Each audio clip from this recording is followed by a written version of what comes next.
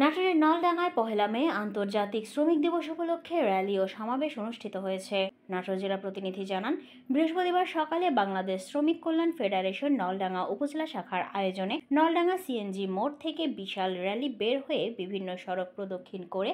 আবারও সিএনজি মোড়ে এসে এক সমাবেশ অনুষ্ঠিত হয়। সমাবেশে বাংলাদেশ শ্রমিক কল্যাণ ফেডারেশন নলডাঙ্গা উপজেলা শাখার সভাপতি মোহাম্মদ মামুনুর রশিদ মোল্লার সভাপতিত্বে ও সেক্রেটারি আব্দুল মালিক রব্বানীর সঞ্চালনায় বক্তব্য রাখেন নলডাঙ্গা উপজেলা নির্বাহী কর্মকর্তা মোহাম্মদ রেদওয়ানুল হালিম, নলডাঙ্গা থানার ভারপ্রাপ্ত কর্মকর্তা ওসি মোহাম্মদ রফিকুল ইসলাম, বাংলাদেশ শ্রমিক কল্যাণ ফেডারেশন কেন্দ্রীয় কার্যকরী পরিষদের অন্যতম সদস্য ও রাজশাহী অঞ্চলের সহকারী পরিচালক সাবেক উপজেলা ভাইস চেয়ারম্যান অধ্যাপক ডাক্তার মোহাম্মদ জিয়াউল হক, উপজেলা জামায়াতের সেক্রেটারি ডাক্তার মোহাম্মদ ফজলুর রহমান, বাংলাদেশ শ্রমিক কল্যাণ ফেডারেশন নলডাঙ্গা পৌরসভা শাখার উপদেষ্টা হাফেজ মাওলানা মোহাম্মদ আব্দুল বারিক, নলডাঙ্গা উপজেলা দোকান কর্মচারী শ্রমিক ইউনিয়নের সভাপতি মোহাম্মদ সাইফুল ইসলাম সহ বিভিন্ন ট্রেড ইউনিয়ন